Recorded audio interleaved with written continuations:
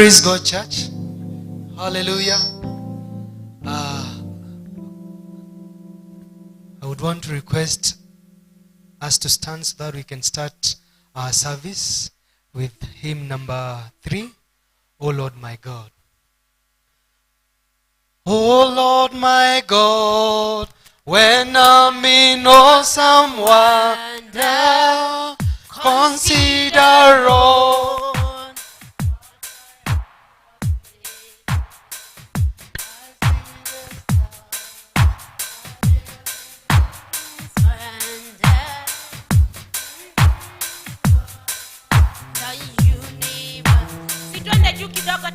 Let's go a bit high. Twende juu kidogo tafadhali. Tupatie kia juu kidogo. Oh Lord my God, when I know some wonder, consider all thy works thy hands had made. Rise see the stars, I hear the mighty thunder, thy path around the universe display. Then sings my soul, my Savior God, to thee. How great thou art, how great thou art. Then sings my soul, my Savior God, to thee. How great thou art, how great thou art. When through the wood and forest great I wander, and hear their birds sing sweetly in the trees. When I look down the lofty mountain grotto, and hear the brook and feel the gentle breeze, then sings my soul, my Savior God, to thee. How great thou art, how great thou art. Then sings my soul, my Savior Lord, to thee. How great thou art, how great thou art. And when I think that God his Son was sparing, sent him to die, as scars can take, that on the cross my burden gladly bearing, he bled and died to take away my sin. Then sings my soul, my Savior God, to thee. How great thou art, how great thou art. Then sings my soul, my Savior God, to thee. How great thou art, how great thou art. when Christ shall come, we shall overcome nation. Then take me home, what joy shall fill my heart. Then I shall bow with humble adoration, and then proclaim, my God, how great thou art. Then sings my So, my Savior God, to thee. how great thou art, how great thou art. Then sings my soul, my Savior God, to thee. How great thou art, how great thou art. The Lord be with you. We have come together, the people of God, drawn by his Spirit, longing for his word, to praise the holy name of the Lord, to share his glorious news of grace, to pray for our needs and the pain of the world, to rejoice in his love and be sent in his peace. We are heirs of the Father, renewed in the Spirit. This is the one I esteem. He who is humble and contrite in spirit and trembles at my word. If we say we have no sin, we deceive ourselves, and the truth is not in us. If we confess our sins in repentance and trust, God is faithful and just, and will forgive us our sins. So let us confess them to our Father. Eternal Father, God of our ancestors, before your power all things tremble, but through your Son we approach your throne. We've done wrong and neglected to do right. Our sins weigh heavily on our hearts. Lord, have mercy, count them not against us. Grant us the joy of forgiveness and lighten our hearts with the glory of Christ, who died and rose again for us. Amen. The God and the Father of our Lord Jesus Christ rejoices at repentance and declares his acceptance. The dead are alive, the lost are found. His goodness and mercy will follow you all the days of your life, and you will live in the house of the Lord forever. Lord of mercy, grant us your pardon and peace, that cleansed from our sin and with peace in our hearts, we may be free to serve you through Jesus Christ our Lord. Blessed are those who live in your house. Praise the Lord. Glory to the Father, in whom all things began. Son who became the Son of Man. Glory to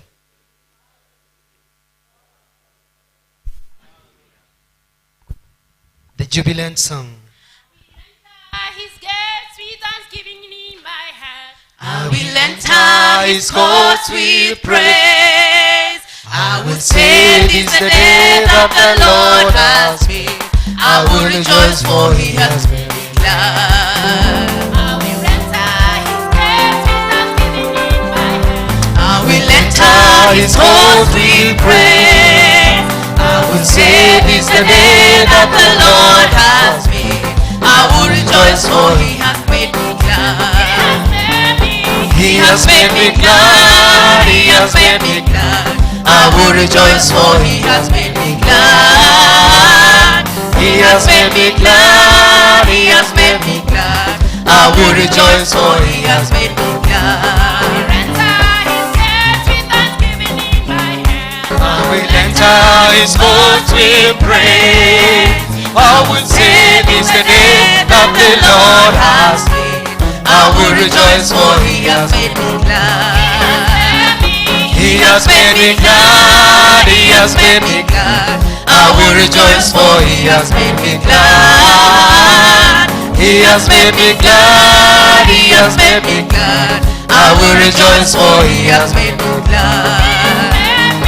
He has made me glad. He has made me glad. I will rejoice, for he has made me glad. He has made me glad. He has made me glad. I will rejoice, for he has made me glad. Let's listen to our first reading.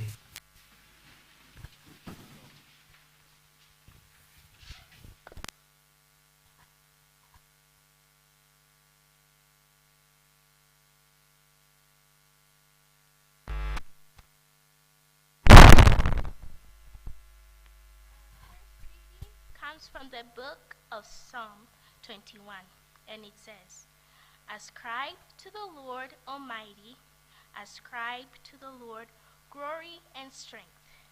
Ascribe to the Lord its due to his name. Worship the Lord in splendor for his holiness. The voice of the Lord is over the waters. The God of glory thunder. The Lord thunders over the mighty waters. The voice of the Lord is powerful. The voice of the Lord is majestic. The voice of the Lord breaks the cedar. The Lord breaks into pieces the cedar of Lebanon. He makes Lebanon skip like a calf, salient like a young wolf ox. The voice of the Lord strikes with flashes of lightning. The voice of the Lord strikes the desert. The Lord shakes the desert of Kensha. The voice of the Lord twists the oaks and strips the forest bare. And his temple all cry, Glory. The Lord sits enthroned over the floods. The Lord enthroned as the King of forever. The Lord gives strength to his people. The Lord blesses his people with peace. Amen. Thanks be to God. We will stand up and sing hymn Wamwendea Yesu na kusafishwa. Have you been to Jesus for his cleansing blood? Wamwendea Yesu na kusafiwa na kuoshwa kwa damu ya kondoo. Juu neema yake umemwagiwa, umeoshwa kwa damu ya kondoo. Kuoshwa kwa damu itutakasayo ya kondoo, ziwe safi nguo nyeupe mno, umeoshwa kwa damu ya kondoo. Wamwandama daima mkombozi na kuoshwa kwa damu ya kondoo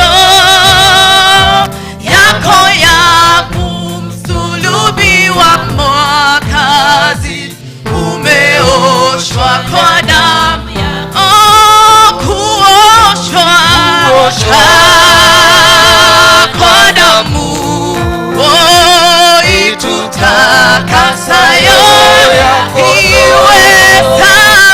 iwe safi nguo nyeupe mno, umeoshwa kwa damu ya kondoo. Atakapokuja bwana harusi, uwe safi kwa damu ya kondoo, yafae kwenda mbinguni mavazi, yafuliwe kwa damu ya kuoshwa kwa damu itutakasayo, iwe safi nguo nyeupe mno, tumeoshwa kwa damu ya kondoo. Yatupwa yaliyo na takataka, na uoshwe kwa damu ya kondoo. Huo ni kijito cha tiririka, na uoshwe kwa damu ya kuoshwa kwa damu itutakasayo, ziwe safi nguo nyeupe mno, umeoshwa kwa damu ya kondoo. Let's listen to a second reading, plus also the first and second. Good morning, church. Good morning. Praise the Lord. Our first reading comes from the book of Isaiah, chapter 6, from verse 1 to 8. In the year that King Uzziah died, I saw the Lord, high and exalted, seated on a throne, and the train of his robe filled the temple. Above him was seraphim, each with 6 wings. With the 2 wings, they covered their faces. With the 2, they covered their feet. And with the 2, they were flying. And they were calling to one another, Holy, holy, holy is the Lord Almighty. The whole earth is full of his glory. At the sound of their voices, the doorposts and thresholds shook, and the temple was filled with smoke. Woe to me, I cried. I am ruined, for I am a man of unclean lips, and I live among a people of unclean lips, and my eyes have seen the King, the Lord Almighty. Then one of the seraphim flew to me with a live coal in his hand, which he had taken with tongues from the altar. With it he touched my mouth and said, "See, this has touched your lips. Your guilt is taken away, and your sin atoned for." Then I heard the voice of the Lord saying, "Whom shall I send, and who will go for us?" And I said, "Here I am, send me." The second reading comes from the book of Revelation chapter 4, from verse 1 to 11. After this, I looked, and therefore before me was a door standing open in heaven. And the voice I had first heard speaking to me like a trumpet said, "Come up here, and I will show you what must take place after this." At once I was in the Spirit, and therefore before me was a throne in heaven, with someone sitting on it. And the one who sat there had the appearance of jasper and ruby, a rainbow that shone like an emerald encircled the throne. Surrounding the throne were 24 other thrones, and seated on them were 24 elders. They were dressed in white and had crowns of gold on their heads. From the throne came flashes of lightning, rumblings, and peals of thunder. In front of the throne, 7 lamps were blazing. These are the 7 spirits of God. Also in front of the throne, there was what looked like a sea of glass, clear as crystal. In the center around the throne were 4 living creatures, and they were covered with eyes in front and in back. The first living creature was like a lion. The second was like an ox. The third had a face like a man. The fourth was like a flying eagle. Each of the 4 living creatures had 6 wings and was covered with eyes all around, even under its wings. Day and night they never stopped saying, "Holy, holy, holy is the Lord God Almighty, who was and is to come." Whenever the living creatures give glory, honor, and thanks to him who sits on the throne and who lives forever and ever, the 24 elders fall down before him who sits on the throne and worship him who lives forever and ever. They lay their crowns before the throne and say, "You are worthy, our Lord and God, to receive glory and honor and power. For you created all things, and by your will they were created and have their being." That's the end of our reading. Thanks be to God. We stand with Christians throughout the centuries and throughout the world today to affirm our faith in the words of the Apostles' Creed. I believe in God, the Father Almighty, creator of heaven and earth. I believe in Jesus Christ, his only Son, our Lord, who was conceived by the Holy Spirit, born of Virgin Mary, suffered under Pontius Pilate, was crucified, died, and was buried. He descended to the dead. On the third day he rose again. He ascended into heaven. He is seated at the right hand of the Father. He will come to judge the living and the dead. I believe in the Holy Spirit, the Holy Catholic Church, the communion of saints, the forgiveness of sins, the resurrection of the body, and the life everlasting. Amen. The Lord be with you. Ask and it shall be given unto you. Seek and you shall find. I knock and the door shall be opened unto you. Hallelujah, hallelujah. Ask and it shall be given unto you. Seek and you shall find. I knock and the door shall be opened unto you. Hallelujah, hallelujah.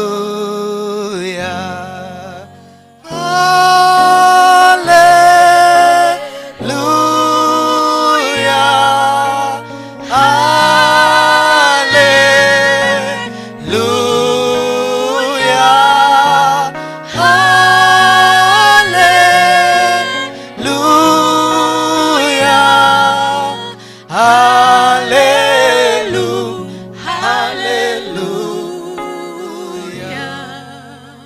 As our Savior taught us, we are bold to pray the second version of the Lord's Prayer in song. Our Father who art in heaven, hallowed be your name. Your kingdom come, your will be done. Hallowed be your name. Hallowed be your name. On earth that is in heaven, hallowed be your name. Give us this day our daily bread. Hallowed be your name. Hallowed be your name. Forgive us our trespasses. Hallowed be your name.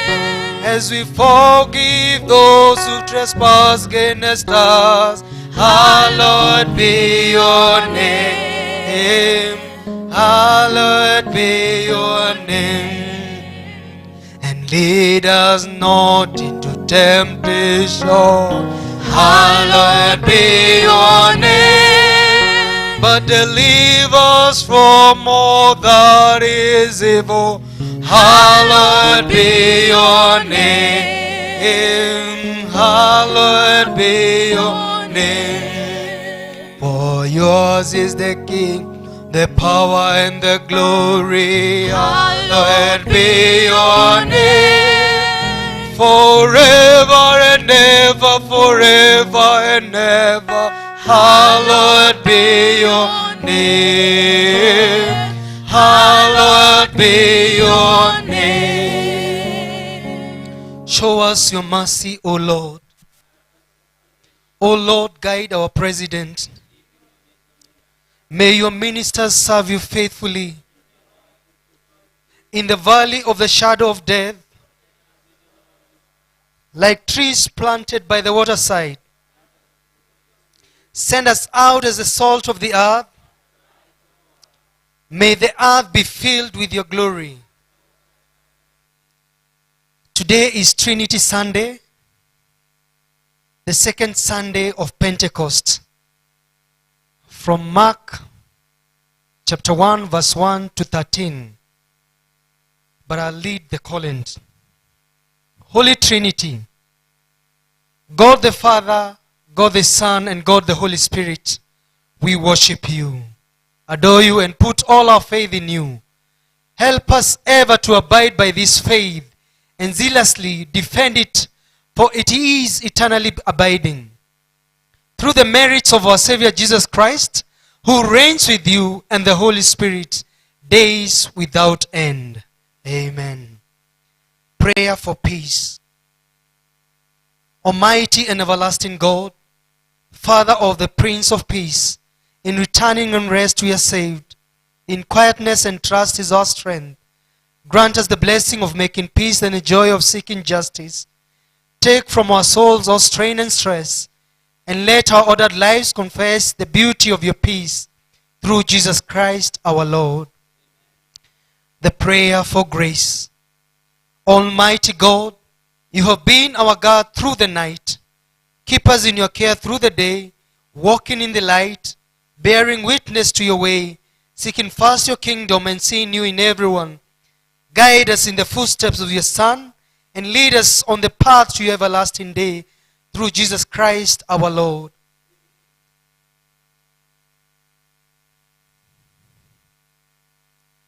The prayer for our nation.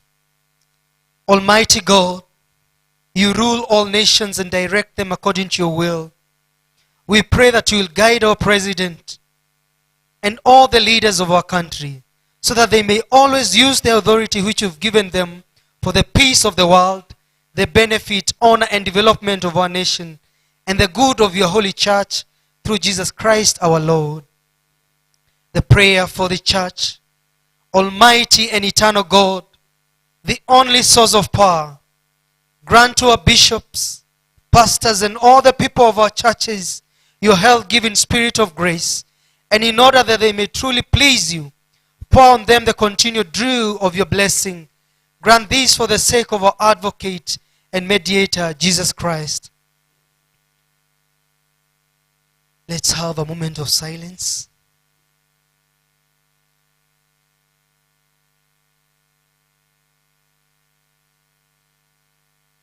Your silence is full, irresistible.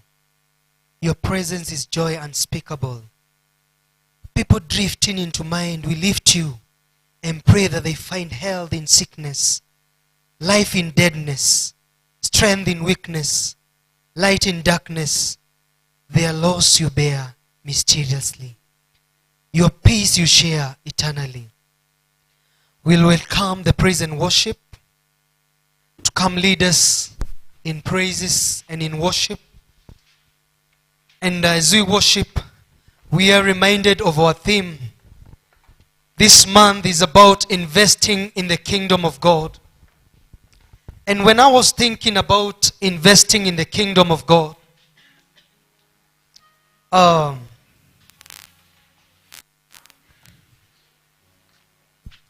was asking myself, how do I invest myself, of how do I invest into the kingdom of God? Number one is by devoting yourself, devoting your energy, devoting your efforts, your materials and your cash.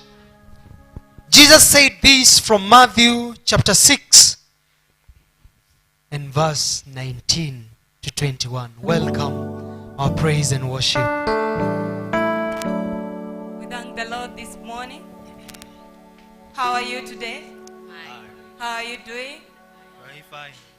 You're well. I'm also well in the Lord.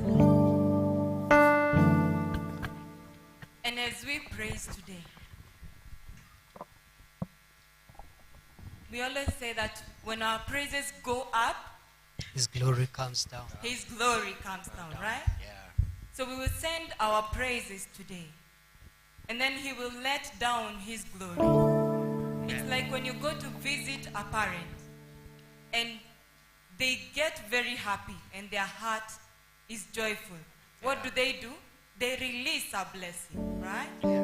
So how much more will the Father in heaven do the same when we praise Him and His glory comes down? So His glory comes down carrying the blessings of all kind that you want to carry today. Alright? Yeah. So it's how you praise Him, how you make Him happy, that His glory will rain down on you and He will send down the blessing to you in accordance to His riches in glory and the way you desire. Amen? Amen. Amen. So we have a new song today. I just want you to remember the chorus. It goes, Yesu wangu we, Yesu wangu we, Yesu wangu we, wacha nikuimbie. Repeat. Yesu wangu we, Yesu wangu we, Yesu wangu we, wacha nikuimbie. Let me hear whether they know. So repeat. Yesu wangu we,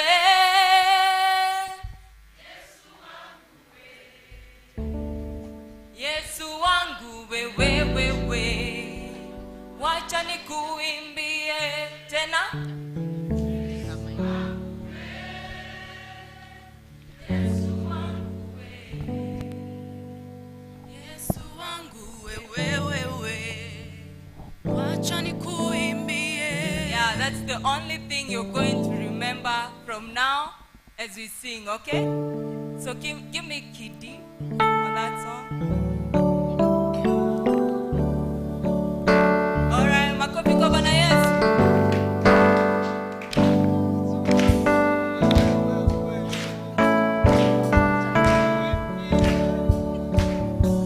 Yesu wangu we, Yesu wangu we, Yesu wangu we, wacha nikuimbie. Yesu wangu we, Yesu wangu we,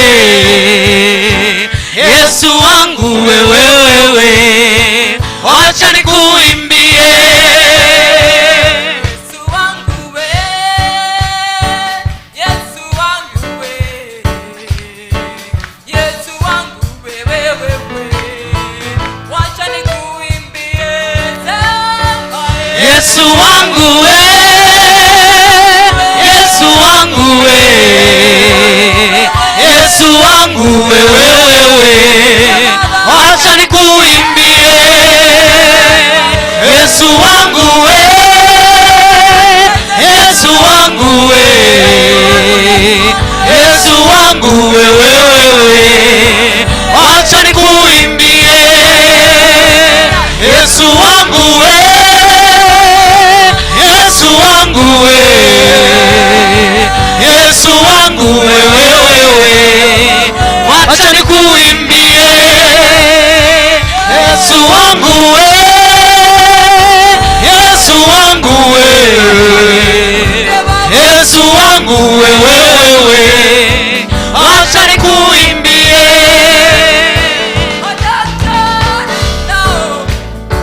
Wana ujuzi mwingi, Lakini kuna magonjwa hawawezi kutibu.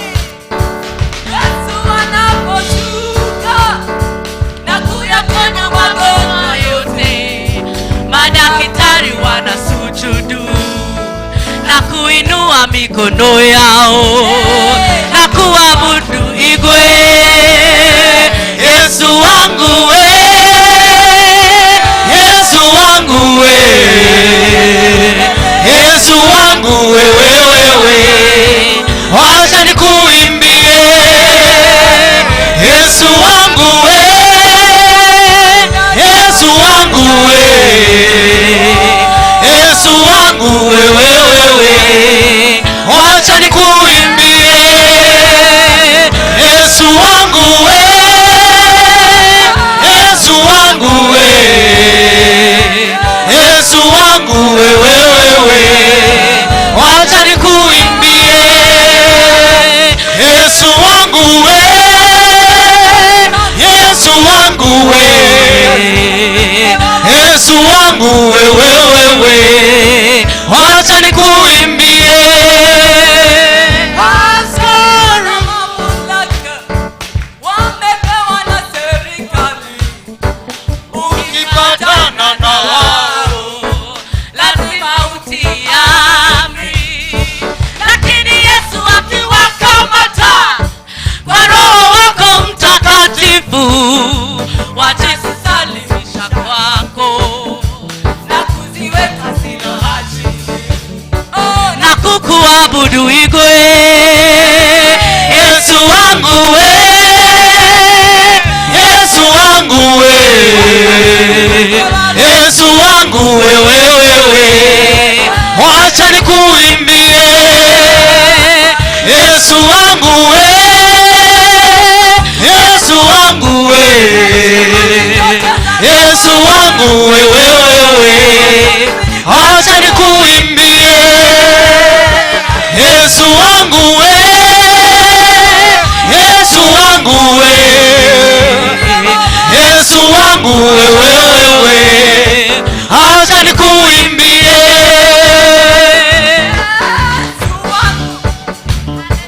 wacha nikuimbie yale umetenda, hakuna anayeweza. Yesu wewe, wacha nikuimbie yale umetenda, hakuna anayeweza. Yesu wangu we, Yesu wangu we, Yesu wangu wewe, wacha nikuimbie. Yesu wangu we, Yesu wangu we, Yesu wangu wewe, wacha nikuimbie. Yesu wangu we, Yesu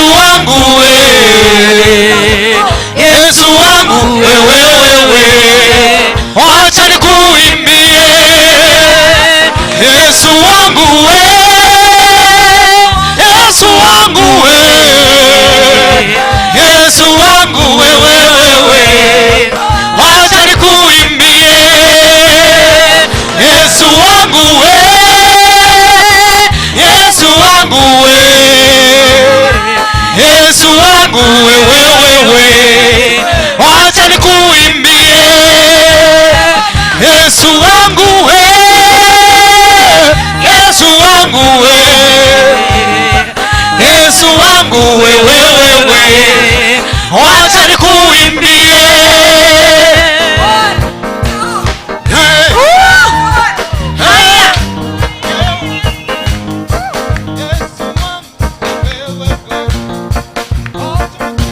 Kama uko na mahali unaweza zunguka.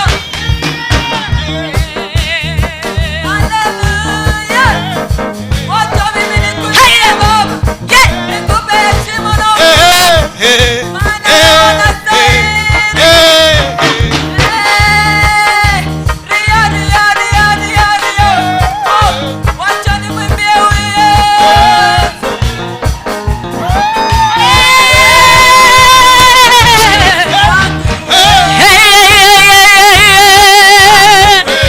Yesu. Yesu wangu wewe, acha nikuimbie. Yesu wangu Yesu wangu Yesu wangu wewe,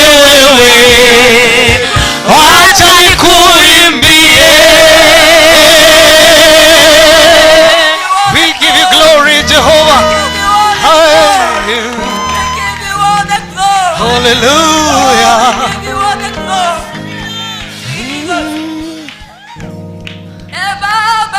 Baba, pokea sifa. Baba, pokea sifa. Baba, Baba, pokea. Baba, pokea sifa. Baba, pokea sifa.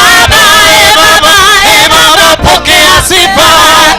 Pokea sifa. Pokea sifa. Pokea sifa. Pokea sifa. Pokea sifa. Pokea sifa. Pokea sifa. Pokea sifa. Tunakupenda, Baba, pokea sifa. Baba, pokea sifa. Maana utukufu ni zako, pokea sifa. Baba, pokea sifa. Maana utukufu ni zako, pokea sifa. Baba, pokea sifa. Pokea sifa. Pokea sifa. Pokea sifa. Pokea sifa. Pokea sifa. Pokea sifa. Pokea sifa. Pokea sifa. Baba, pokea sifa. Baba, pokea sifa. Baba, pokea sifa. Baba, pokea sifa. Pokea sifa. Pokea sifa. Pokea sifa. Pokea sifa. Pokea sifa. Pokea sifa. Pokea sifa. Pokea sifa. Pokea sifa. Pokea sifa. Pokea sifa. Pokea sifa. Pokea sifa. Pokea sifa. Pokea sifa. Pokea sifa. Pokea sifa. Hallelujah. Pokea sifa. Pokea sifa. Nakupa zote. Pokea sifa. Baba. Pokea sifa. Pokea sifa. Pokea sifa. Pokea sifa. Baba, pokea sifa. Baba, pokea sifa. Baba, ninakupenda. Baba, pokea sifa. Baba, pokea sifa. Pokea sifa. Pokea sifa. Pokea sifa. Pokea sifa. Pokea sifa. Pokea sifa. Pokea sifa. Pokea sifa. Hallelujah. Oh. We give you glory. There is no one like you. There is no There we give you glory. Jesus. We worship Oh. Hallelujah. Oh.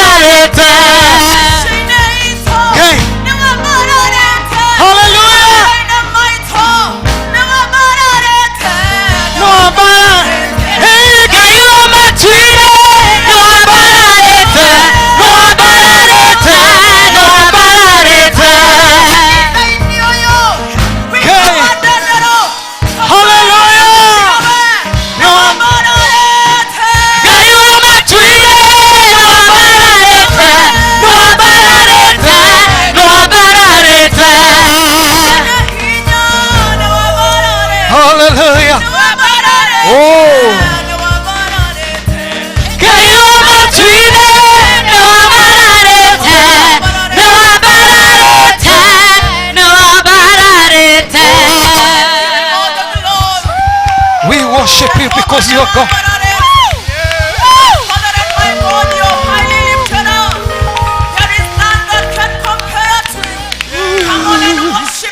Oh, hallelujah.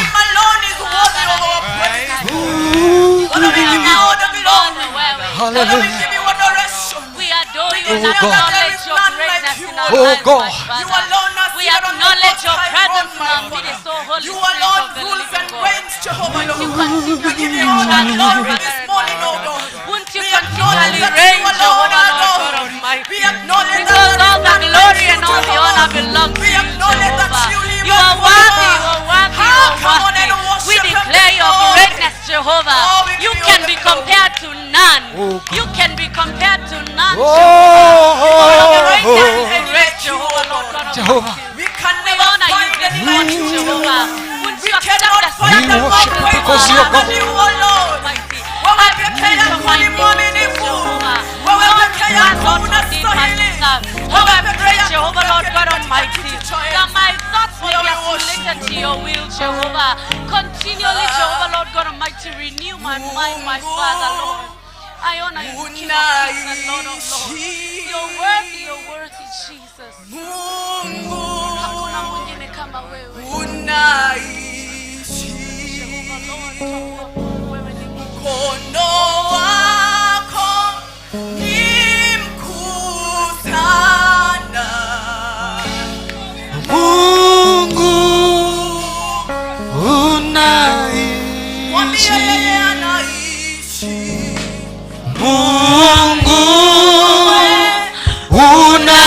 unaishi. Mungu unaishi. Mkono wako ni mkuu sana. Mungu unaishi. Mkono wako ni mkuu sana. Mungu unaishi. Mungu unaishi. Mungu unaishi.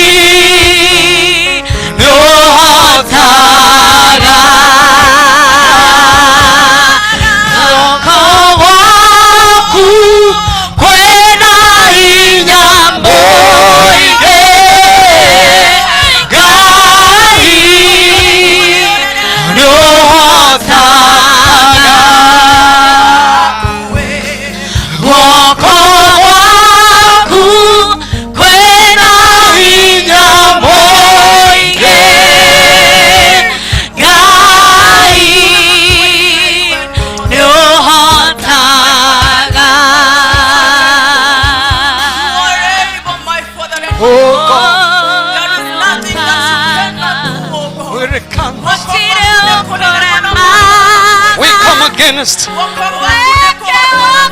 We destroy every word, every spirit, every demon, every principality, every effort, every authority that is standing against us in the name of Jesus. Oh God. Oh God. We speak There life. is nothing that God cannot do, my Father, Lord. I want Oh, to God. encourage someone this morning Yeah. that whatever you are going We through, recount every His voice, hand is mighty. every word that may have been spoken out of malice, unknowingly, knowingly, Jehovah. Every effort that may have been made to go to the witchcrafts, oh God, we break them now in the name of Jesus. There is power to break every chain. Father, we acknowledge There is that you power. alone are God. Power, wonder, working power. In the name of Jesus. In the blood of Jesus.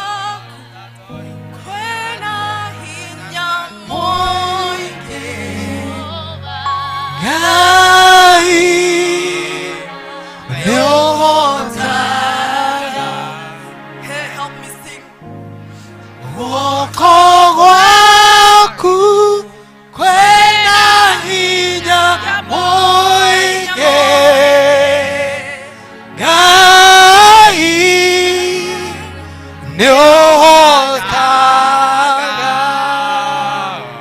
My Father and my God, you are You there. God who destroys, There is nothing who that you cannot redeems, do, oh God. Oh, who yes. There is no reinvest, mountain who that you replenish. cannot move, my Father Oh, Father. God, yes. we thank There you. is no valley that you Oh, cannot raise, my Father. Oh God, There is no crooked path that you cannot make Jehovah. straight, my Father and my who God. can yeah. We compare are to trusting you? you this morning No, as your this children, oh God. Oh, That in our None, circumstances, my everywhere, Father, Jehovah, who can Oh, you yeah. are compare to you, able, oh my God. Father and my We God. thank Oh, you, yeah. we That by honor the you, virtue oh that we God. have been found in your Jehovah house this God. morning, Oh, you yeah. are working in our situations, oh God. Oh, yeah. You're working in our marriages, oh Lord. Oh, You're yeah. working in our businesses, oh Lord. Oh Lord. You're working in the lives of our children, oh Yes, God. Lord. Yeah. You're working in our nation, my Oh God. Lord. Yeah. You're working in our children, oh Jehovah yeah. God. Letodo gotiriodo kore magamoda. Yes, Lord. Wewe yore tuone unene.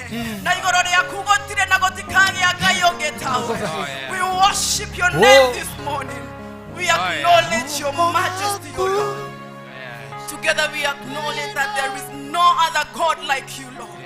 And we give you the highest praise, O Lord. We give you the highest praise, my Father, because you are our Lord. We worship you, Lord. Come on and give him a clap this morning. Acknowledging that he is able. You are able, my Father. You are Hallelujah. able, King of Kings. In the name of Jesus we pray. Amen. Amen. Amen.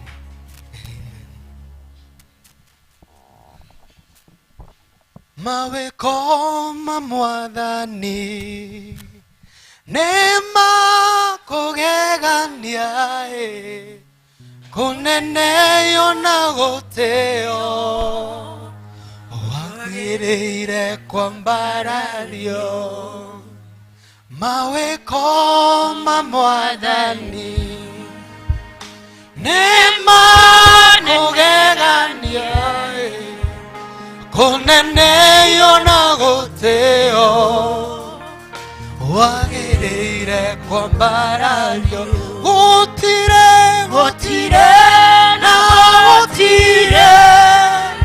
gutire ungetawe wewe Ngai munene amukera ugoci titherũ nĩ wagĩrĩire. That is our prayer to God. And we join together in the prayer of Saint Chrysostom. Almighty God, by your grace we have come together this time to bring our united prayers to you.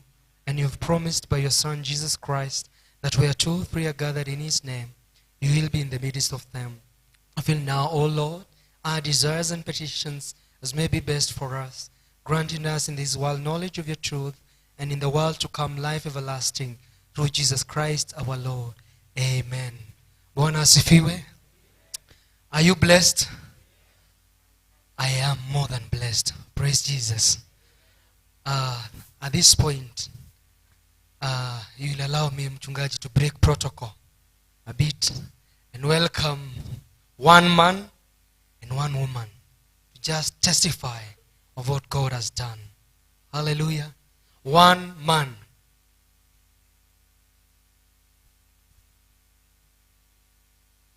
Athuri nĩ twĩtĩirwo muoyo ĩ.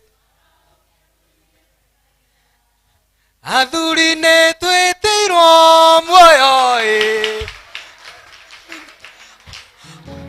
Twana ũke tũinĩre muoyo ĩ. Wow, welcome, sir.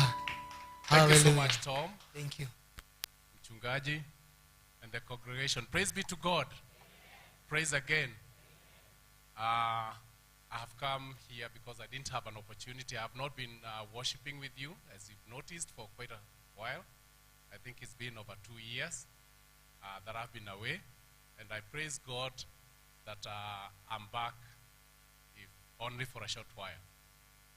But even as I came here, one of the things that I really was excited about is how you've kept the fire burning. This is a very exciting church. Where I am, I'm actually in Canada, where it is possible and when Facebook is allowable. I know we've had issues here and there, and I know the technical team is aware because I usually give them feedback. I always congregate with you. So as much as I've been away, I've also been a part of you in this church, and especially in the second service. And that is simply a testimony of how much I miss you and how exciting this church it is and how it builds me spiritually. I do love the Lord Jesus Christ. He remains my Lord. He remains my salvation. And we've journeyed with my God all this time. You know, it was COVID situations. I actually did not intend to stay that long, but because of course COVID and lockdowns and those kind of things, it happened as it were. But I believe it is God that was directing me. So even as I sit here, I'm praising the Lord for all that He's done to me over the past period of time that we've been together. So thank you so much for giving me this opportunity. I hope to see you where I come. All of you, or most of you, or some of you, or just one or two. If you find that you got an opportunity to be there, I'll be there to receive you. I got greetings actually from my church, you know. So I worship at Grandview Church. So they told me that if I come along, I should send greetings to you. So thank you so much, and God bless you. Thank you. Atumia moririo nemenda Jesu nao makiuga netumwene magetiga wana.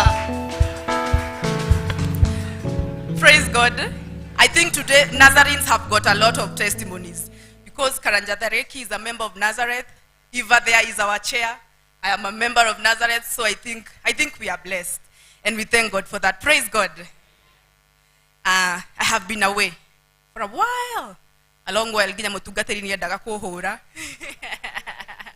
No ageke johera.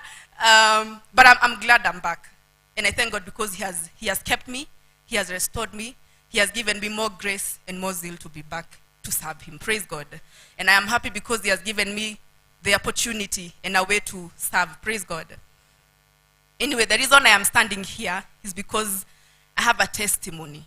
And I've told Niagiri because I had not planned I would. But when he said that, I have felt quickened. No, you need to give this testimony because you need to encourage someone. Praise God.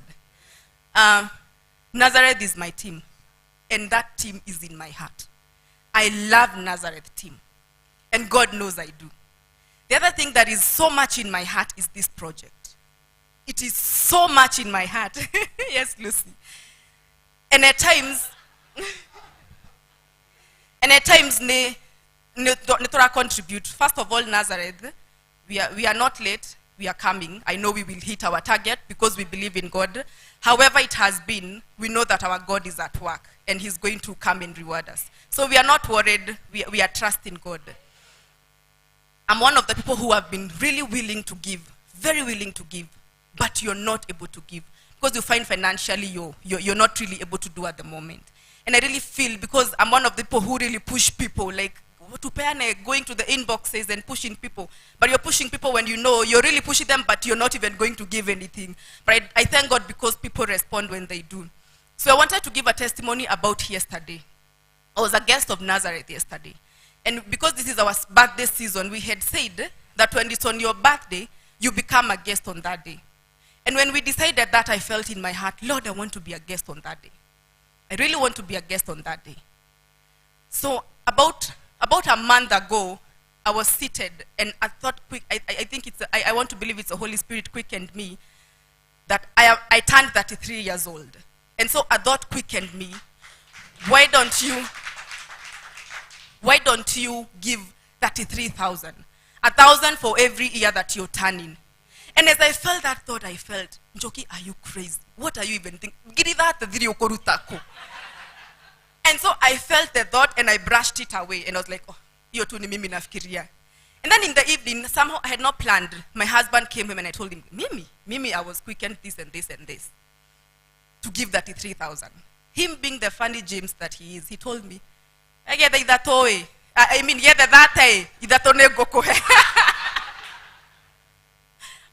laughed and I was like, okay, basi. So the month went, but then along the way, the devil is very bad. You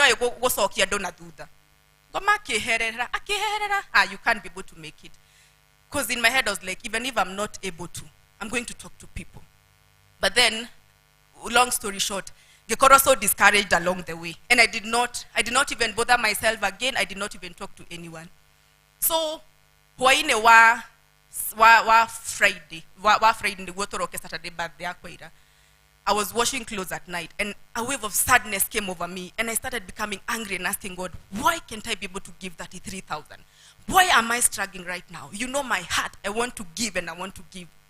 And I felt so sad because I had zero shillings. Then again, the same voice quickened what I told you. Talk to people, you're going to get 33,000. And so I finished washing my clothes and I sat down. It was past 11. And people kept coming in mind, when nitawaambia. And people who I told were so positive. They were like, that's a very noble cause. And we are going to support you. And because I didn't have anything to give, one of the people asked me, he told me, I'm going to give you 2,000. Nieke kwa group ama nikutumie M-Pesa. And I told that person, when nitumie kwa M-Pesa so that I can have something to start with. So they sent me in my M-Pesa. And after that, I talked to a few other people who encouraged me. So the following day came now, because it was only one day to my birthday. The following day came. I started talking to people. People overwhelmed my M-Pesa. My M-Pesa was sent money. I talked to Nazarenes. Drama Koraga inbox. Nazarenes responded.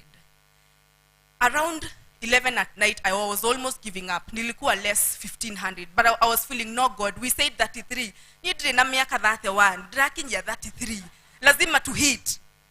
And somehow, someone sent me 1,000, another one sent me 1,500. And I was so amazed. And I sent it, and that is how we got to 34,190. And I want to tell you that is my God. I can tell you for sure before God that every coin that I sent in Nazareth has got zero njoki. It is purely God. There is nothing I contributed, but because God saw my desire that there has to be 33,000 contributed to your 33 years that you have added, God was faithful. So I want to encourage you guys, don't be discouraged. He's a faithful God. Morina nakipa kiniambia, the first time you disobeyed, but then the second time you obeyed. The problem is with us is because God talks to us, but we disobey. But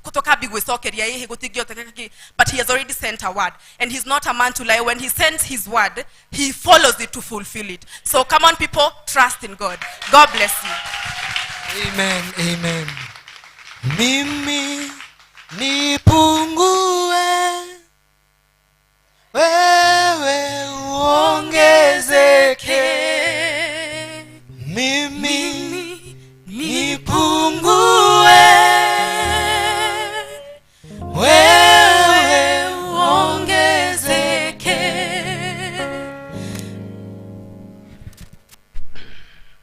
Praise the Lord. Mwathani agocwo. And we give all the glory to who? We give all glory to who? Amen. I want to welcome each and every one of you to our morning service, the second service of the day. And tuko na wageni leo. Please, wherever you are, kindly stand up that we may recognize you. You who is visiting us, kindly stand up. Oh yes, we have one there.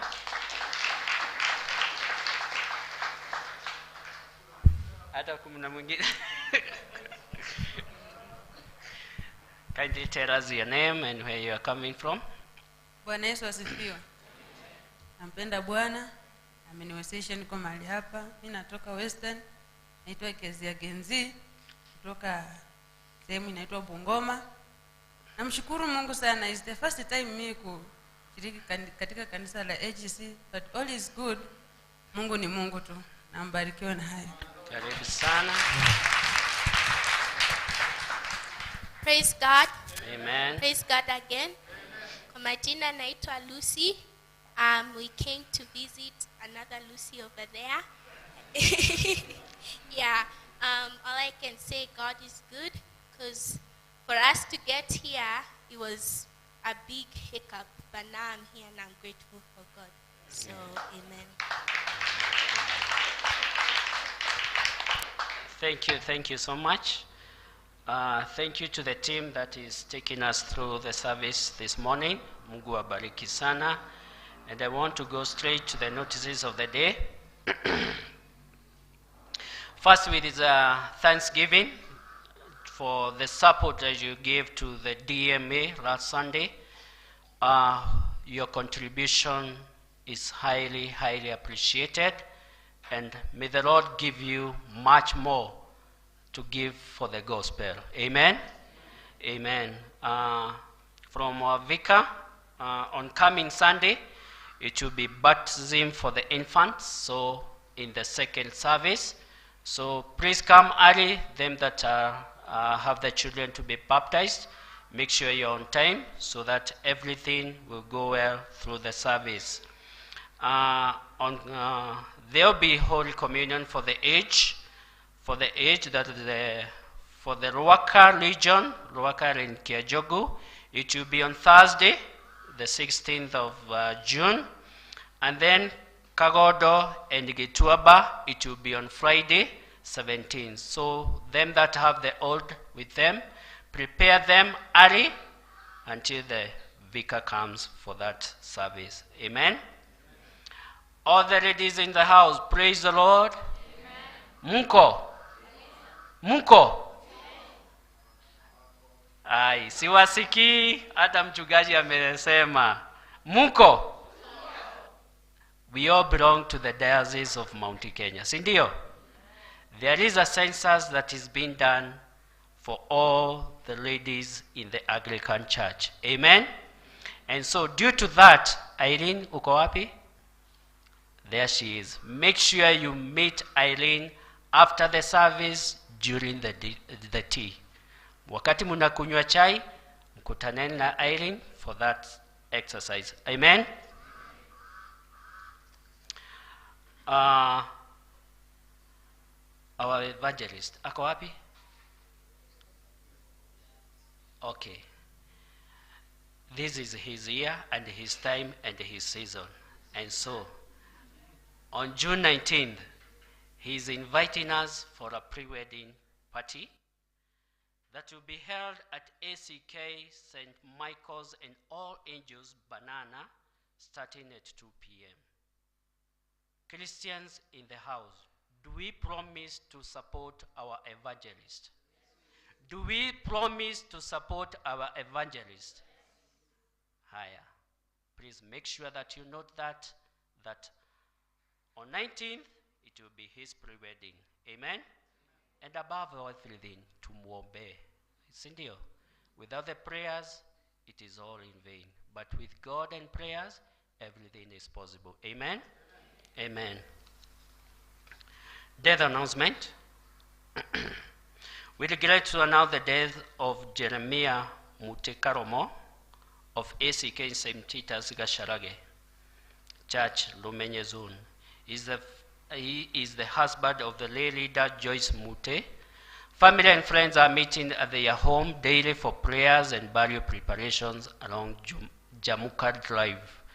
The burial will be on Tuesday, 14th of June at 11 a.m. at ACK St. Peter's Gasharage grounds, and later final interment at his home along Jamuka Drive off Lemur Road. So please note of that. This has been sent to us. They do not have the one who did that. Another day's announcement. The death has occurred of Susan Jerry Gige Washeri. This is daughter to Joseph Gige and the late Cecilia Wajilo Kanawaka Made. Prayers are going on at their place. At their place Kwaneli Waili Mukaraja Kanawahugo. The date of burial will be on 14th of July. It will be at Flyover at a place called Muto Nyora. This has been sent to us by Samuel Kithenji. Another death announcement. Death has occurred of David Kamau Kenodia. David Kamau Kenodia, which occurred on 5th of June. He hails from Karura, Kamurimo, near St. Anne's Catholic Church, and the prayers and the preparation for the burial date is going on at the same place. The funeral service will be held at ACK St. John's, Karura, and thereafter for a burial at their home, Kagogo, Wagunyo sublocation on 15th of June, and this has been sent to us by Felix Kamau.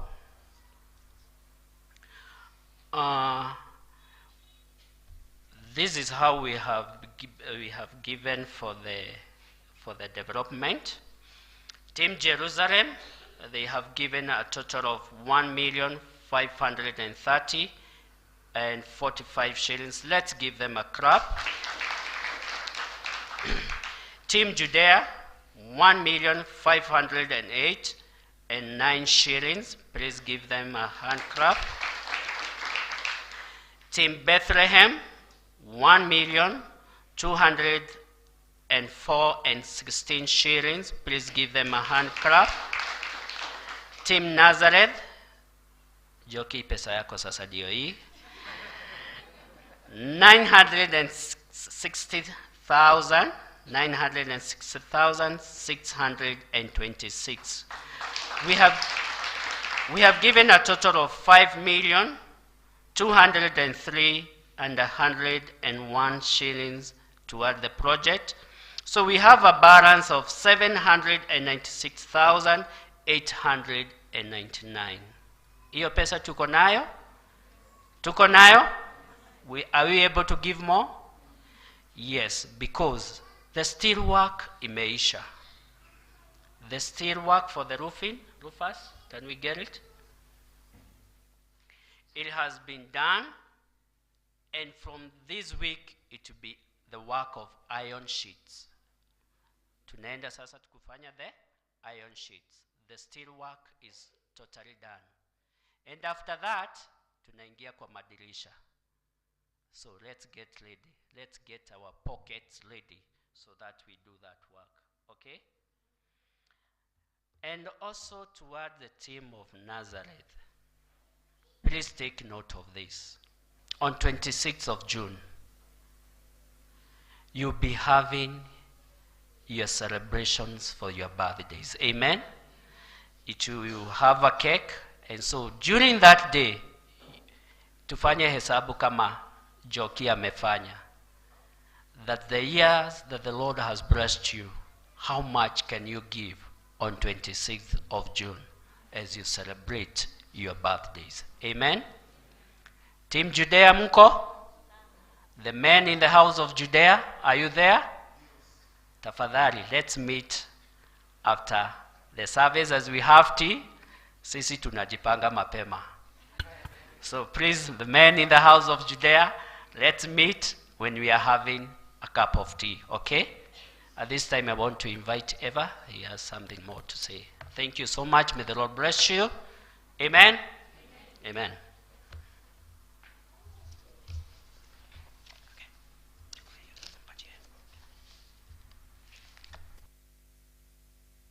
Oh, praise the Lord, church.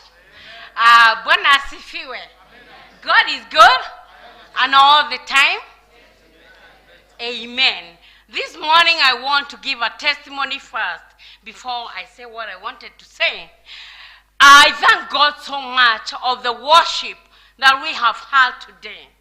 I was really touched and I praise God so much because hearing has been my portion as we were praising God.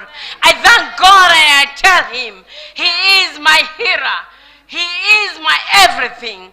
I was in hospital on Friday, but when we were praising God and when we were really praising him and worshiping him, I felt healing in my body. Praise be to God. Our God is good. Our God is our healer and he is our provider. He is Jehovah Jireh. Jehovah Jireh, our provider. May his name be glorified. May he be given praise. May he be given all the honor and all the adoration. As the 24 elders in heaven bow every day and say, "Godera, godera newe mwadhani arogoso." I'm here as I stand because of Nazareth team. May we give Nazareth a very big hard clap, please. Nazareth team, I love you. We are a family. I praise God because of you. And because he has chosen me to read you at this time, I thank him so much. You are wonderful people. As you did yesterday, we are going to do it every day. And we're going to make it because we are go-getters. Isn't it? We are going to do it. Thanks be to God. This morning, I want every Nazareth member to stand up. If you know you are born in April, May and June, stand up where you are, please. Yeah, the go-getters. Yeah, here we are, Nazareth team. After the service, please, I humbly request you, may we meet as we take our tea at the school grounds. And thank you so much. May the Lord Almighty bless you and give you your desires of your heart. Thank you. Thank you very much. Thank you. I will, for those who have 10% and donations toward the project, the church project, please, you can come at this point. I will also ask our Reverend to come and pray for us. And during this time, all the ladies, are you in the house? Ladies, hello. How are you? You're well? Yeah, you're supposed to have a presentation. Praise God. Come and have your presentation.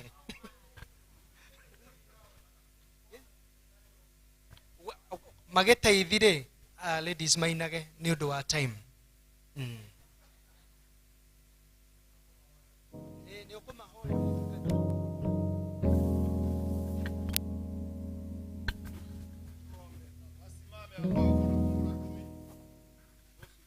Would you stand up as we pray for you? Heavenly Father, I want to thank you for your love. Thank you because you are the giver. And when you give, you command that 10% of what you've given to be taken back to your house, that your house may be full. And your house is where one is spiritually nourished. And therefore these ones who have stood up, you've given them, they have set it apart. May you, Lord, bless them as they give it. And then open your heaven windows that they may have more, that next time they have more to give. In Jesus' name we pray. Amen. Aye, ladies. Ladies.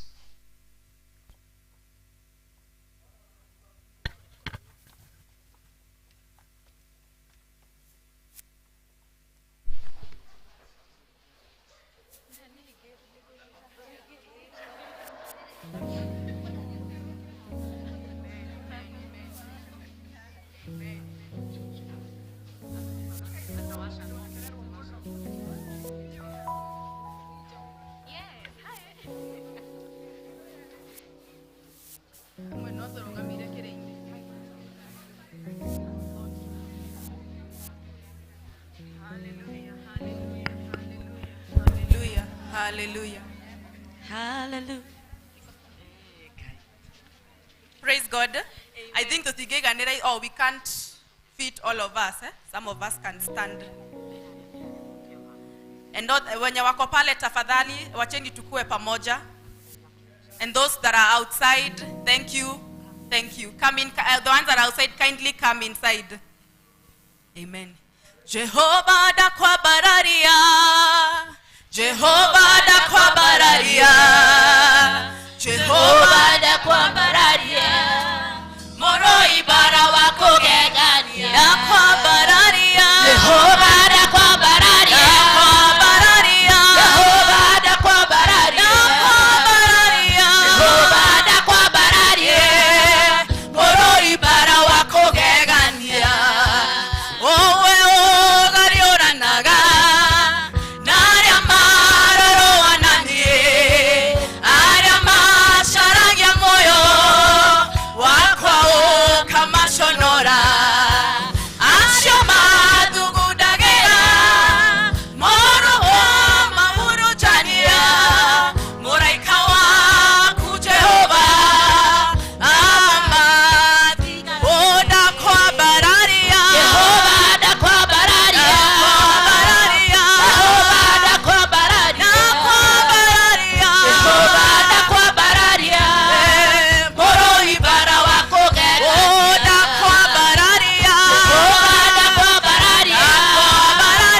Jehova da kwa bararia. Jehova da kwa bararia. Moro ibara wako gegania. Oro wago tare baradi. Okaro tare narohio. Kona kana matimo. Moro ibara wako gegania.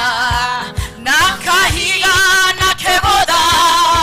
Okeni na irimo inene. Nekyodera kwa bararia. Moro ibara wako gegania. Kwa bararia. Jehova da kwa bararia. Jehova da kwa bararia. Jehova da kwa bararia. Moro ibara wako gegania. Kwa bararia. Jehova da kwa bararia. Jehova da kwa bararia. Jehova da kwa bararia. Moro ibara wako gegania. Komada wa makomada. Chendoro morana waita. Okere jaberia nene. Shama ena benyobo. Moro kagya adamaki. Are mararona we. Okararia roshano rwaku. Moro iwara wako. Jehova da kwa bararia. Jehova da kwa bararia. Jehova da kwa bararia. Moro ibara wako da kwa bararia. Jehova da kwa bararia. Jehova da kwa bararia. Jehova da kwa bararia. Moro ibara wako gegania. Woo!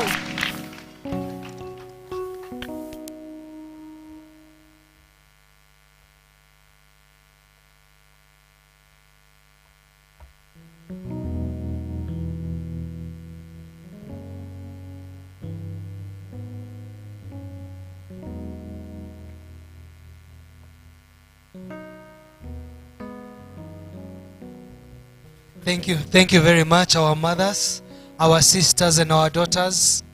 God bless you. God bless you for serving. Hallelujah.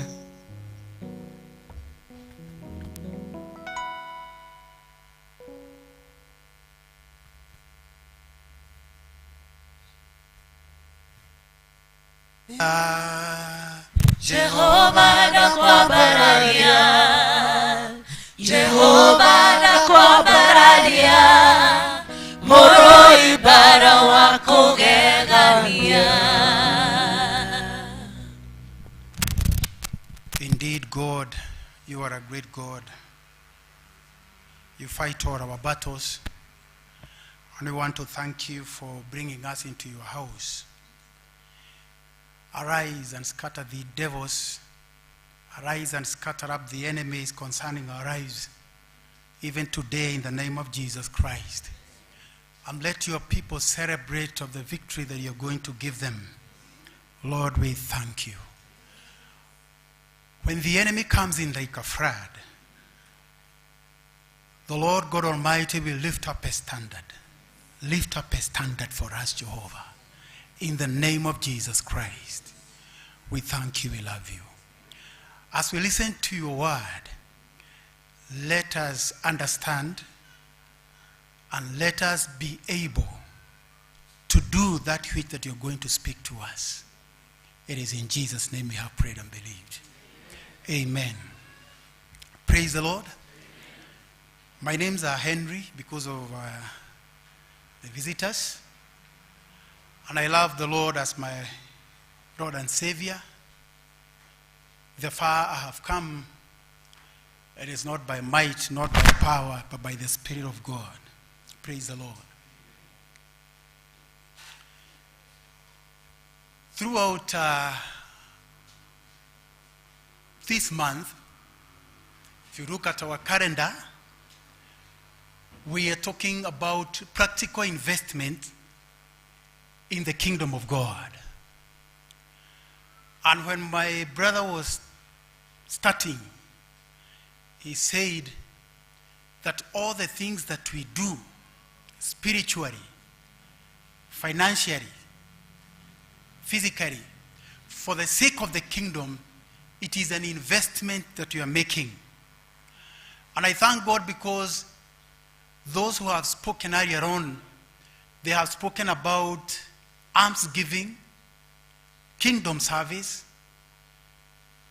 and what else? Yes. And today, specifically, I will be talking about tithing. Tithing.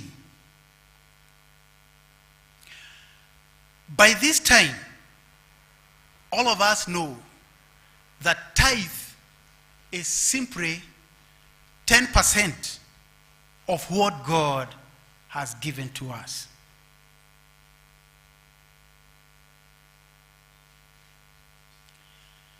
All, including time. Sometimes we think about money only, but it is all time inclusive. We have 24 hours in a day. How much time do you tithe? 2 hours, 40 minutes.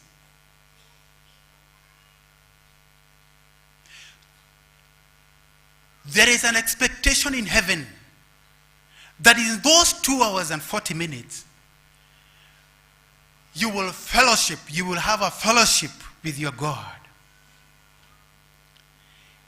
Studying God's word, singing praises to him, prayers, remembering others in your prayers. At least by the reading of the Holy Spirit, there is something that you can do for 2 hours. They might not be corrective 2 hours, but let us manage our time as well. Hallelujah.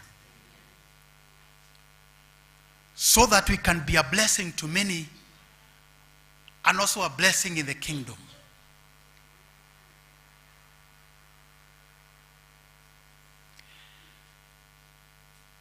God has given us everything, but he allows us to separate a tenth and bring it into the storehouse of God.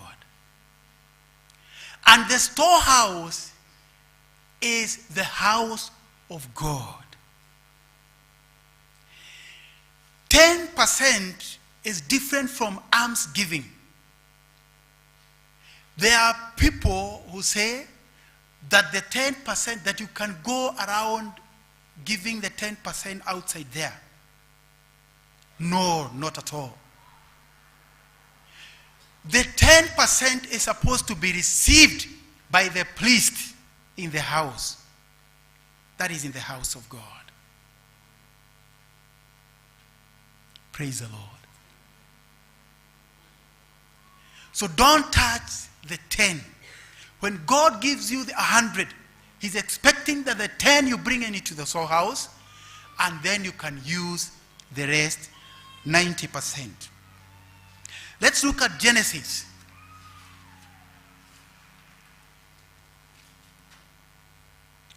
There is an analogy here that I want us to look at so that we may see what God is expecting of us.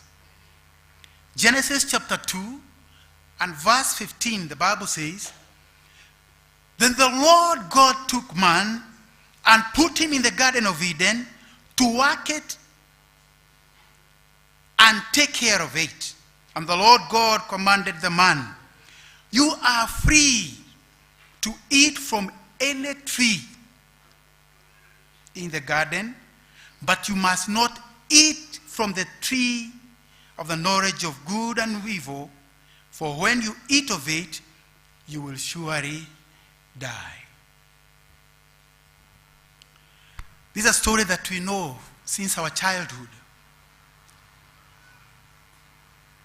God gives man the Garden of Eden with many trees. But one tree, he tells this man, "Don't touch this tree. You can eat from the rest, but don't touch this tree."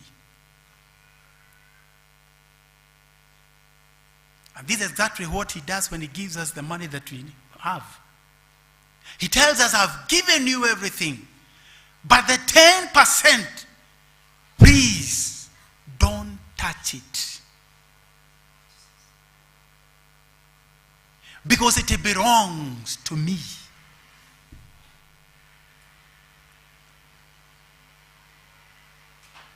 But here comes the enemy, and he tries to convince the woman, whom in turn convinces the man,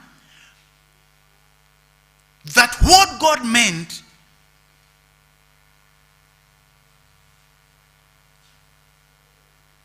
was that when they eat, they will be like him, they will be better.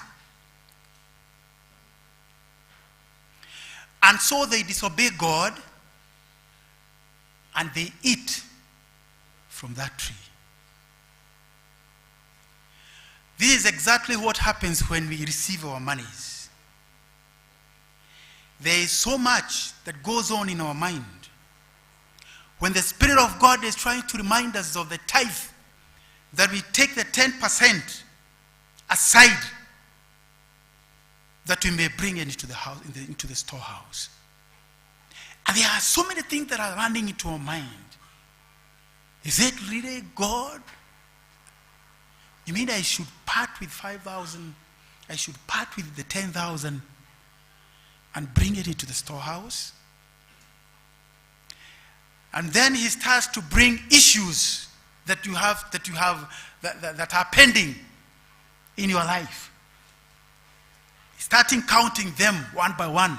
Look, you have school fees to pay. Look, there is this and this that you want to do. You wanted to expand your business. So many things, they come into your mind until you are overwhelmed by the same. And finally, brothers and sisters, we disobey God.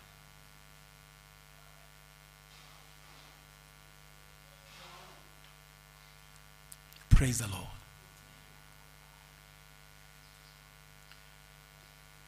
So it is all about obedience.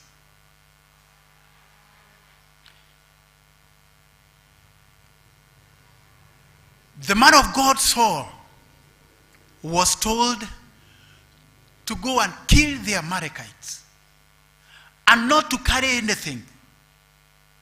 That was God's command to him.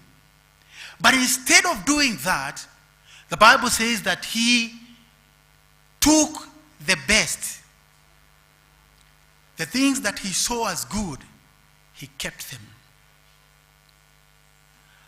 And when Samuel knew about it, he was sent. And means someone was sent to him and he was told, you have not done right. So, why did you keep? Yet, God himself had said that we are supposed to completely destroy everything. And the man of God told Saul, obedience is better than sacrifice.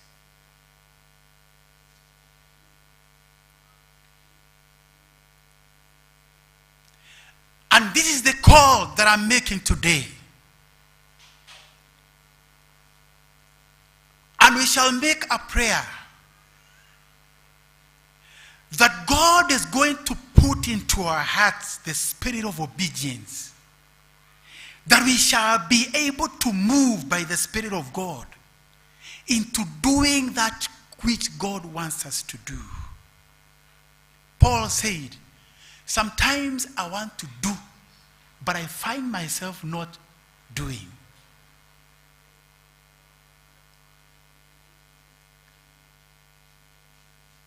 We find ourselves that we cannot be able to do. And I'm not here to condemn none. I'm not condemning anyone. I'm also in the same category. God is speaking to us all. And God is not condemning us.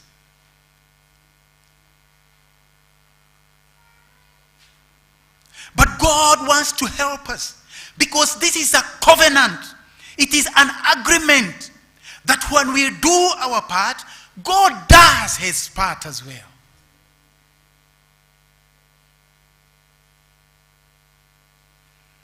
Let's look at Genesis chapter number 14.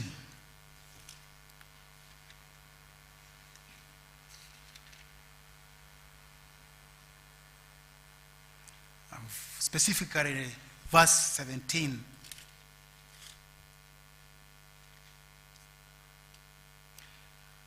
After Abraham returned from defeating Kedorama, and the kings arrayed with him, the king of Sodom came out to meet him in the valley of Shaveh. That is the king's valley. Then Melchizedek, king of Salem, brought out bread and wine. He was priest of God Most High. And he blessed Abraham, saying, blessed be Abraham by God Most High, creator of heaven and earth. And praise be to God Most High, who delivered your enemies into your hand.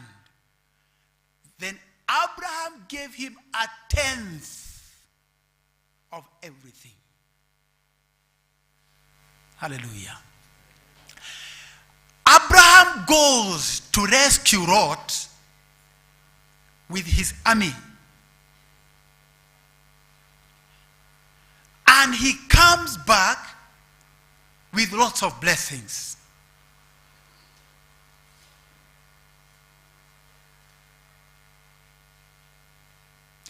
And he meets Melchizedek, the priest of God. What does that mean? It means that when we are bringing our tithe, we bring it into the storehouses or in the house of God, where we are nurtured spiritually, and in the house of God, we bring to the priest of the house. Hallelujah. The Bible says that Melchizedek was the priest of the Most High God. So, Abraham meets the priest and he gives him the tenth.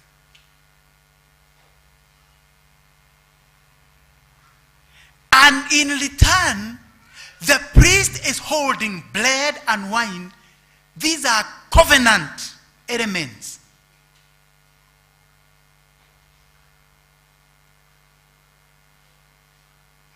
That means tithing is not any other thing. It is a covenant. There is a transaction that takes place when we bring the tithe, even in the spiritual realm.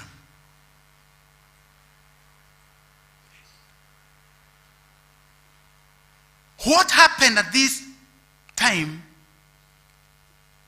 It is simply telling me that it is God himself who receives our tithes. It is no man. It is God who receives our tithes when we bring into the storehouse of God. Hallelujah.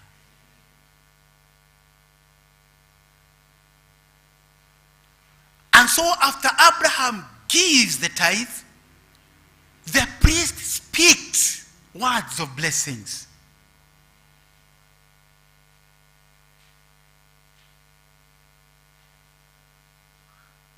A spiritual transaction.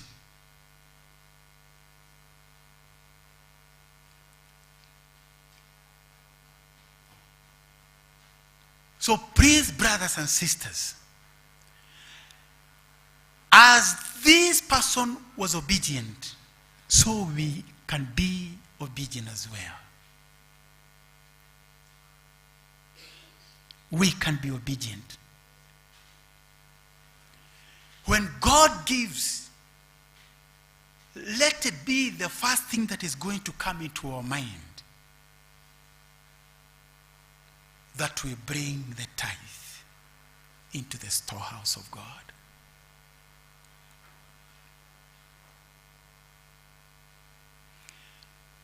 Let's read Malachi, the ones that we know very much. Malachi chapter 3.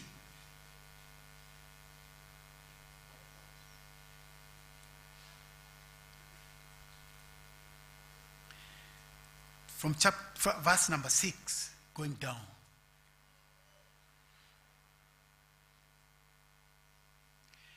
I, the Lord, do not change. So you, O descendants of Jacob, are not destroyed. Ever since the time of your forefathers, you have turned away from my decrees and have not kept them. Return to me and I will return to you, says the Lord Almighty. But you ask, how are we to return? Will a man not rob God? Yet you rob me. But you ask, how do we rob you? In tithes and offerings. You are under a curse, the whole nation of you, because you are robbing me. Bring the whole tithe into the storehouse, that there may be food in my house.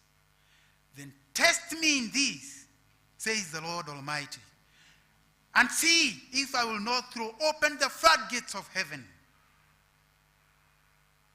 and pour out so much blessing that you will not have room enough for it.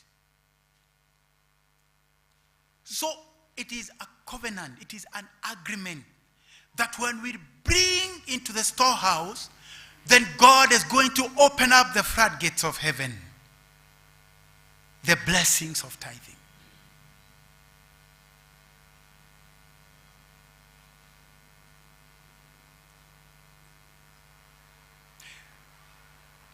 The economy of the land could be dictating otherwise, but not so of God's economy.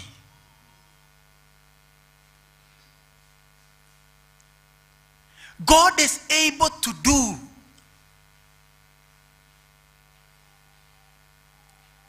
when we do our part.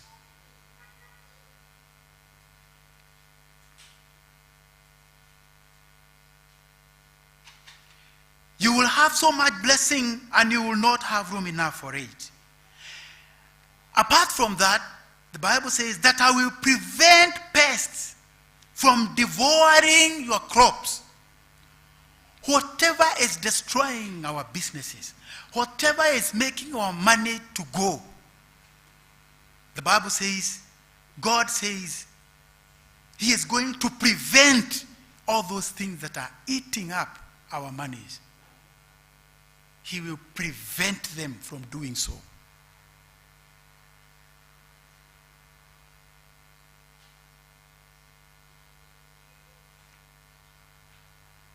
And the vines in the field will not cast their vines, will not cast their fruit.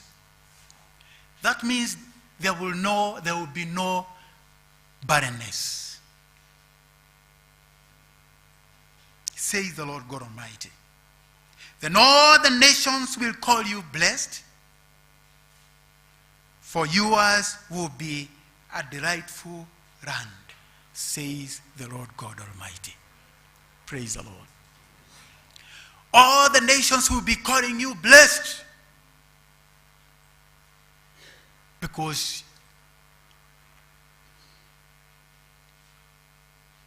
God will be upon you. He will be upon your land. This was Malachi who was speaking to the children of Israel. But today, God is speaking to us through these very words. Praise the Lord. Let us be obedient, brothers and sisters. And let us see what God will do in our lives. Praise the Lord. Let us pray.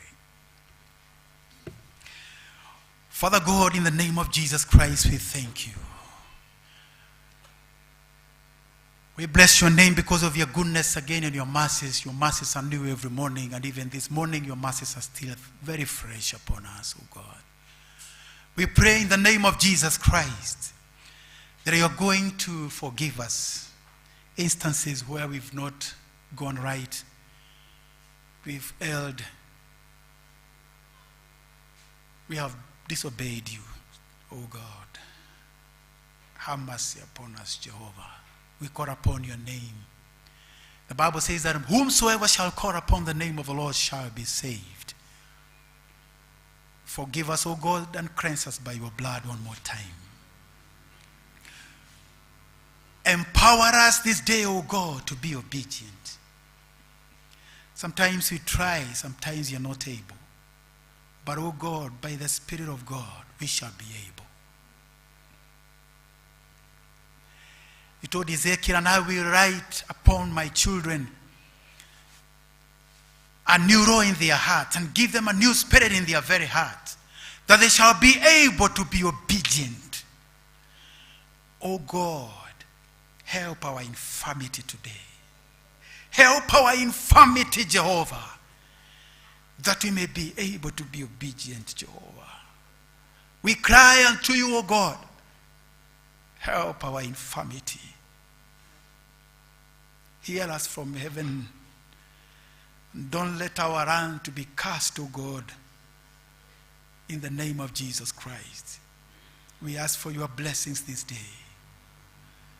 Lord, we thank you. We give you praise. In Jesus' name we have prayed.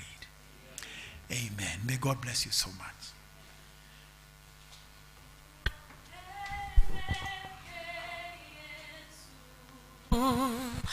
Uongezeke sana, mimi nipungue, wewe uongezeke.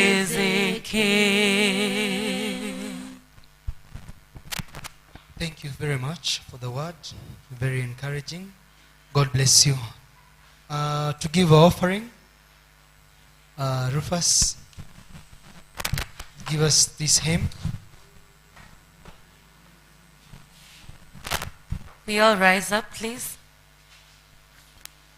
Take my life and let it be consecrated, Lord, to thee. Take my hands and let them move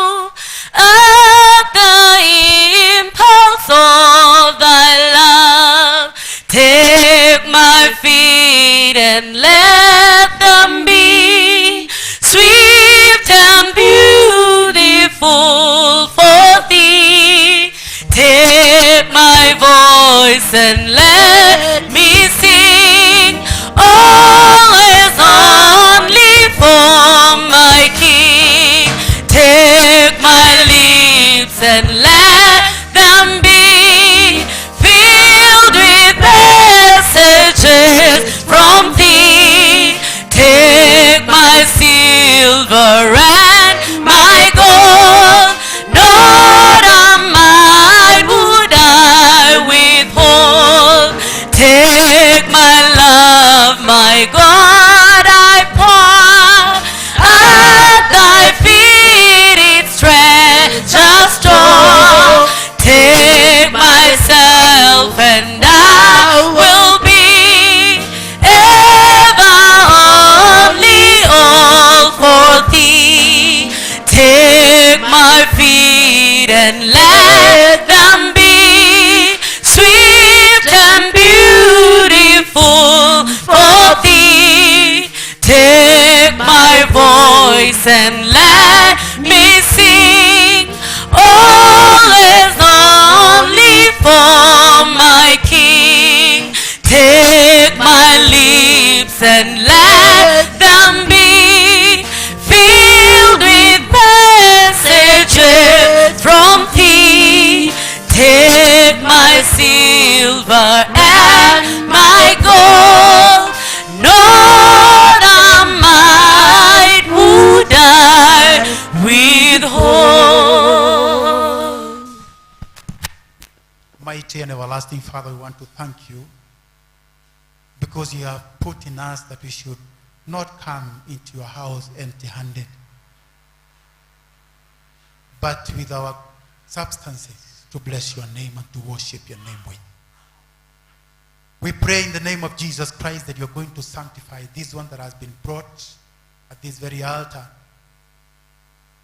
And let the blessings of God, the Father, Son, and the Holy Spirit be upon our very lives.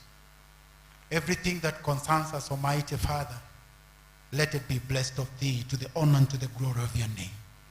As this one goes into your work, O God, we declare in the name of Jesus Christ that your kingdom expands. Lord, we thank you, we love you. In Jesus' name we have prayed. Amen.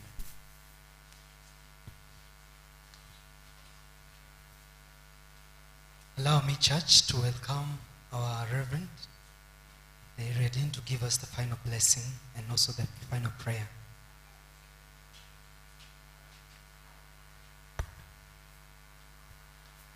Na tuombe.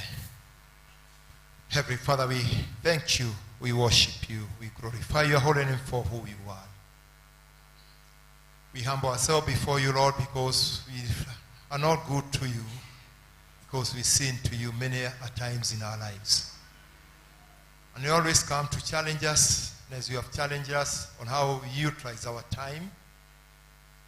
And the many times that, Lord, we do not have a good relation time to you, and even worshiping you, reading your word, that we may be able to hear what you want to tell us. And even sometimes we've been unfaithful in even in giving back what, Lord, you want to give, we are supposed to give back to you. And therefore, Lord, we want to adhere to your word this morning, as you're reminding us to invest in thy kingdom in whatever we do. And you're also reminding us never to get tired, because in due time we'll harvest what we have done. And it's our prayer this morning that you help us, Lord, to keep on journeying and always trying to do our best for the glory and honor of your holy name. The Lord, in due time, you shall bless us. Thank you for the week that you've been together with us. We want to appreciate how you are keeping us and holding us even up to this particular time. And even in the week that is ahead of us, oh Lord, we are praying that you shall continue journeying with us. And when you see another weekend and another day to come in your house, we shall worship you. Oh Lord, we remember many who are sick at home, some at hospitals, some are members of this church. Lord, I will pray that you may remember them wherever they are. That your healing, oh Lord, will come upon them. And then you shall strengthen them, that we have to the strength to continue journeying the days of their lives. We also want to remember those that have been bereaved by their dear ones, so Lord, that at this particular time you may comfort them. Lord, they may be up to stand firm and to stay, that Lord, it's your will. They be able to walk on the journey even without their beloved ones. Once again, we commit this country into your able hands, O Jehovah God, even at this time that the campaigns have started. The Lord, you bring peace in this country. And there are many candidates who have stood, O Jehovah God, as they go to sell their agendas. May you help them to take it the proper way. And you may help our citizens that they may not be taken in fights because of these candidates. Because even after 9th of August, Kenya will remain. And we will remain as neighbors. Help us to be one and not fight because of these people. Help our duty that we may be able to listen and to see who is fit to take each position that is supposed to be taken in this country on 9th of August. We pray that, Lord, even the noises that we hear will not distract us, will not distract our students who are in school. Lord, it will be a peaceful time, and your name shall be glorified. There are many things that Lord would like to bring before you, but even before we bring it to you, you know them. And Lord, we pray that you may go and provide according to your own will as you desire us to have them. And now the blessing of God the Father and the Son, the Holy Spirit, be among you, may remain with you now and forevermore. Amen. The Lord be with you.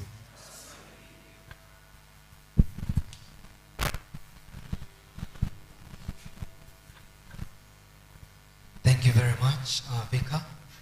I who was leading, I'm Thomas Jeroge Kariuki. More to that, I'm born again. Christ is Lord and Savior in my heart. Before we leave, allow me to share with you a verse from Matthew chapter 6, verse 19 to 21. It says, "Do not store up for yourself treasures on earth, where moths and vermin destroy, and where thieves break in and steal. But store for yourself treasures in heaven, where moths and vermin do not destroy, and where thieves do not break in and steal.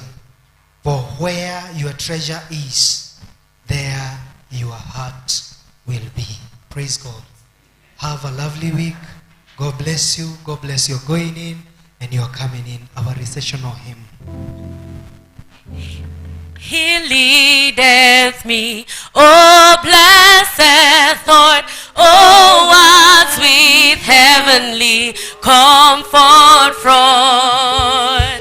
Whate'er I do, where'er I'll be, still 'tis God's hand that leadeth me. He leadeth me, he leadeth me, by his own hand he leadeth me. His faithful follower I would be, for by his hand he leadeth me.